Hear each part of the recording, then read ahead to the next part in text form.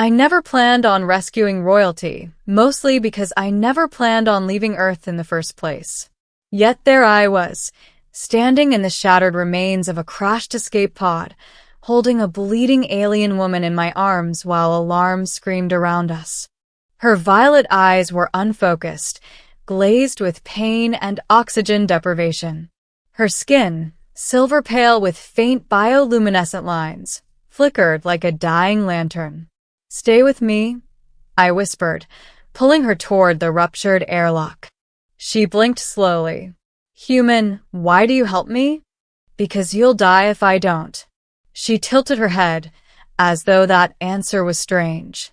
The ship groaned, metal buckling as pressure warnings shrieked. I didn't have time to explain human morality or the lack of it in this part of the Outer Rim. I carried her through the breach just as the engine section detonated, the blast hurling us into the dirt. I felt the heat lick my back, heard debris rain down around us. For a moment everything was silent, except my own panting breath. Then she coughed weakly.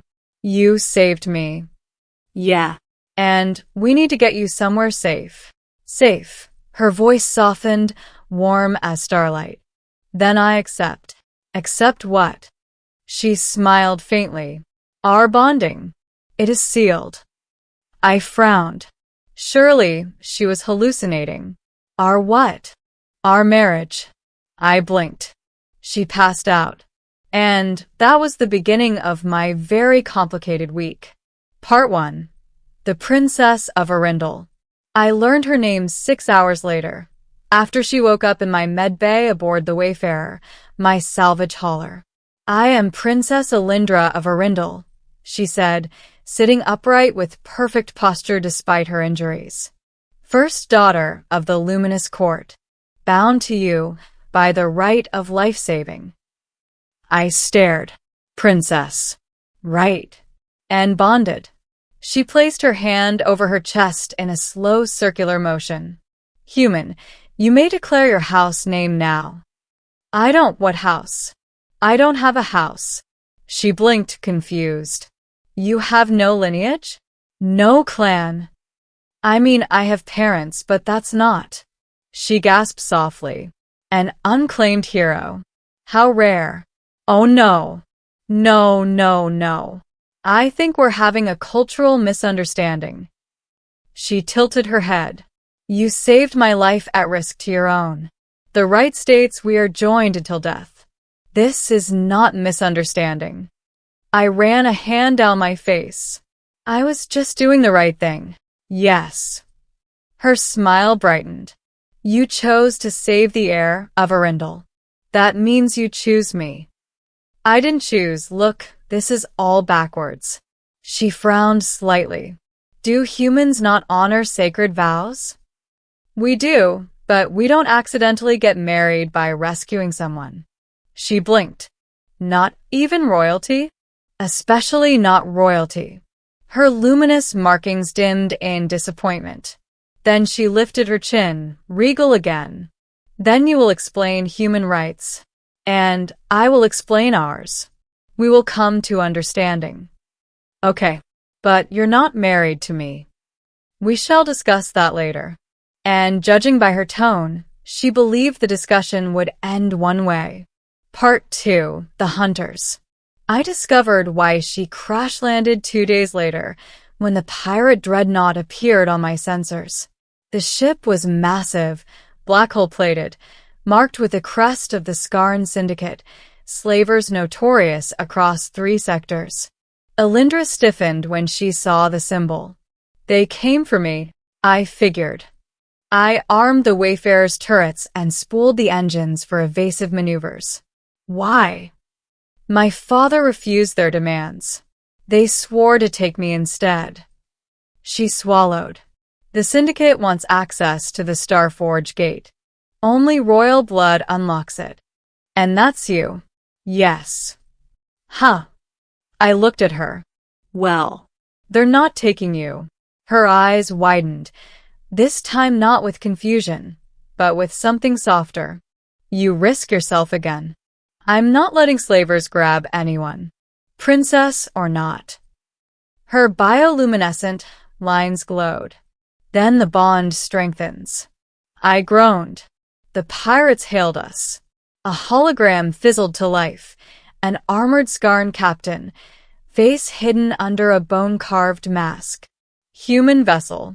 You harbor stolen property. Surrender the princess, and your death will be quick. Not happening, I said. Then we take her from your corpse.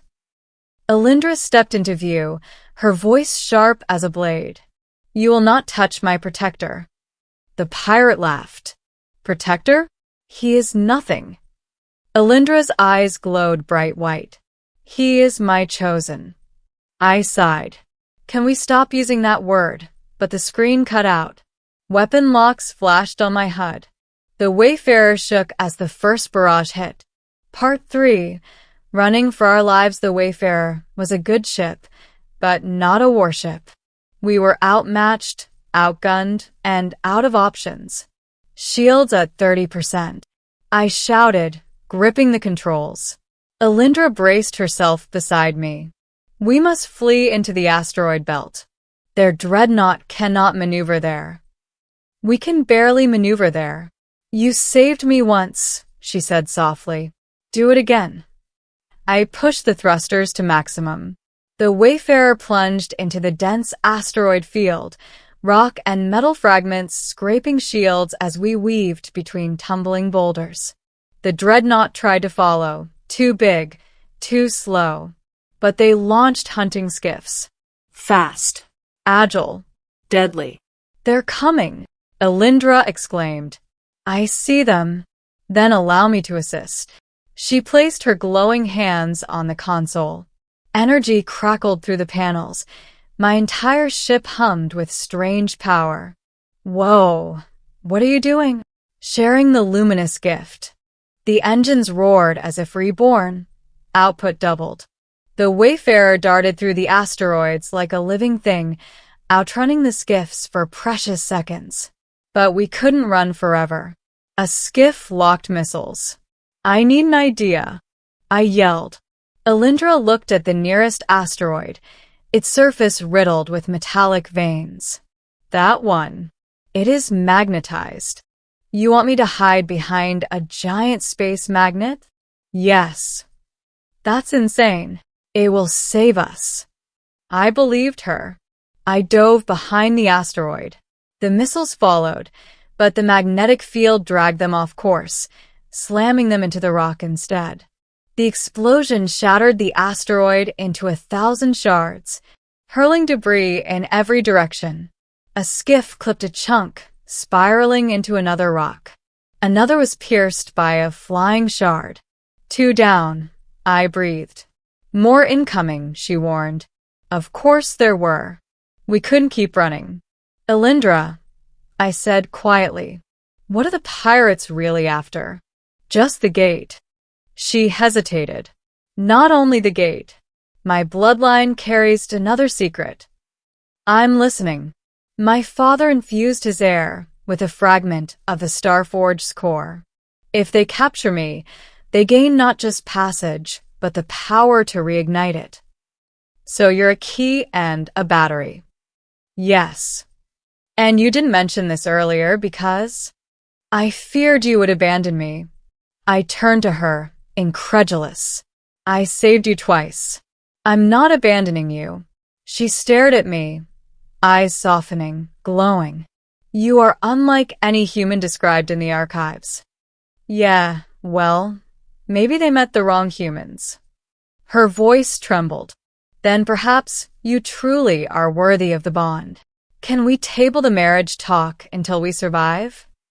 She laughed, a musical, ringing sound. Agreed. Part 4. When her power awoke, the surviving pirate skiffs regrouped. A barrage of plasma bolts hammered the Wayfarer. Alarms blared. Shields down. We must land, Elyndra said urgently. There's no planet here. Not a planet. There. She pointed at a massive hollow asteroid, its inner cavern lit with faint blue glow. An old mining vault. Hang on. I steered toward the cavern. The entrance was narrow, barely wider than the Wayfarer. If I misjudged, we slipped through the gap, scraping hull but surviving. The skiffs pulled up, unable to follow into the tight space. For the moment, we were safe. But the cavern was unstable. Old mining equipment hung in pieces. Ice crystals glimmered along the floor. A central pit descended into darkness. We should shut down and hide, I said. Elyndra, however, closed her eyes. No. They will find us. I must awaken the core fragment to protect us. That sounds dangerous. It is. She opened her glowing eyes. But you saved me. Let me save us. Before I could stop her, Elyndra stepped into the cavern center. Her markings flared brilliant white. She began to chant in her language, tones harmonic, resonating with the cavern's mineral walls. Energy gathered around her in swirling arcs. Elyndra, I yelled. Your vitals, your body can't handle this. She smiled sadly. If I fall, you must run. I'm not leaving you. It is my duty to protect my bonded. We're not bonded. She lifted her hands, and the cavern lit up with blinding energy. Light rippled outward in waves, merging with the surrounding ore. The asteroid awakened. A deep hum echoed through the rock, vibrating through the Wayfarer. Above us, the cavern ceiling cracked open, revealing a glowing crystalline lattice. What is happening? I whispered. This asteroid is part of an ancient lattice of my people, she said, voice strained. It will cloak us. But the power was too much for her. She staggered, collapsing. I caught her before she hit the ground. Her glowing eyes dimmed to a faint shimmer. You idiot, I whispered. You didn't have to do this. She smiled weakly. It is my honor. Then she went limp. But the cavern now shimmered with a distortion field, a cloaking lattice that masked us from scans. The pirates flew overhead, searching. But they didn't find us. For now, we were safe. Part 5. The confession hours passed. I sat beside Elyndra in the med bay, monitoring her vitals as she regained strength. The glow of her markings faded slowly back to normal. She stirred. Human. Daniel. Hearing my name in her soft voice did uncomfortable things to my pulse. You're awake, I said. Good. She tried to sit up. I steadied her. You risked yourself for me, she whispered. You did the same. It was necessary. I'd prefer you alive and unnecessary. She laughed softly. You're strange. Just honest. She looked down at her hands. My people see bonds as sacred, but not only romantic. They are about trust, loyalty, devotion. She looked up at me, eyes shimmering. Do you understand? I swallowed. Yeah. I do. Then know this. She leaned closer. I did not declare our bond just because of tradition. I froze. Oh. I saw you jump into fire for me, fight for me, speak to me not as royalty, but as equal. No one has ever done this for me. Her fingers brushed mine.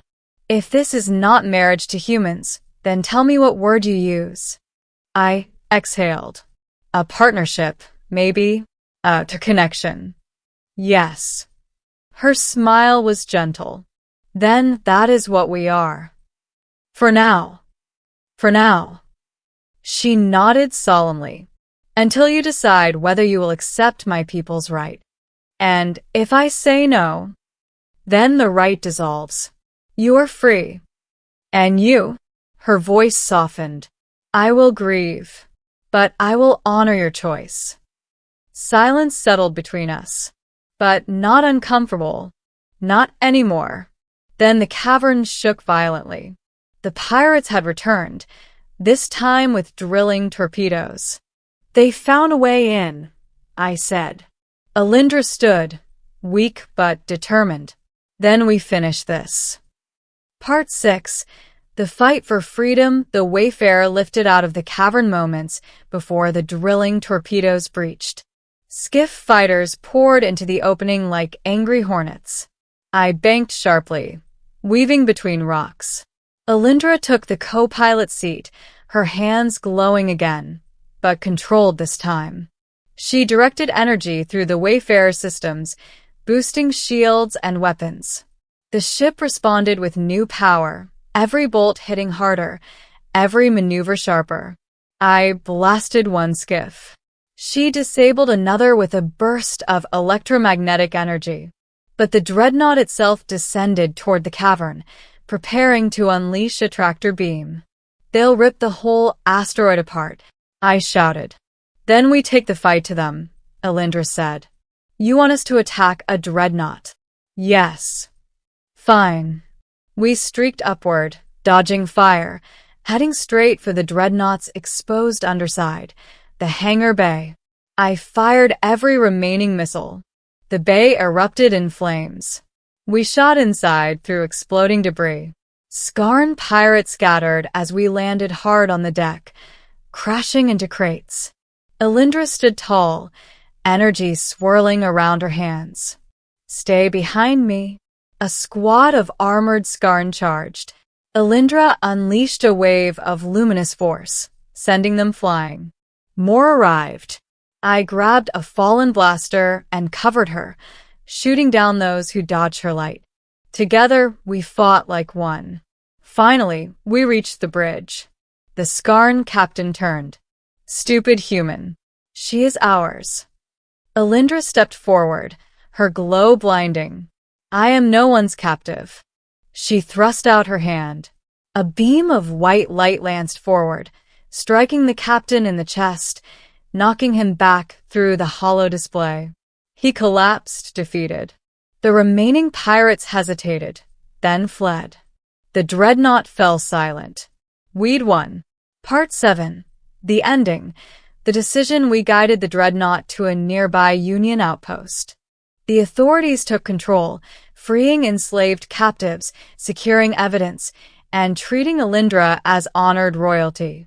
On the observation balcony, she stood beside me, overlooking the captured ship. You have saved me 3 times, she said softly. You saved me too. She gave a shy laugh. Then we are even. I nodded. About the right? I've been thinking. She turned, hope shimmering in her eyes. I'm not sure I'm ready for alien marriage rituals. Her glow dimmed a little, but she stayed composed. I understand, but I added, I am ready for partnership. For whatever this becomes. Her breath caught. Then you accept the bond of connection? Yes. I accept that bond. Her markings glowed warm and soft, like dawnlight. Then I am content, she whispered. We will grow together slowly, as humans do. I smiled. Yeah. Slowly sounds good. She stepped closer, not kissing me, not touching me, just standing beside me, her shoulder brushing mine. A quiet promise. A beginning. Daniel, she asked softly. Yeah. My people have a saying, a life saved is a life shared. That's a good saying. She smiled. It is my father's saying. We looked out at the stars together. Not married. Not bound by force. But united by choice. And that, in any language, felt like something worth fighting for.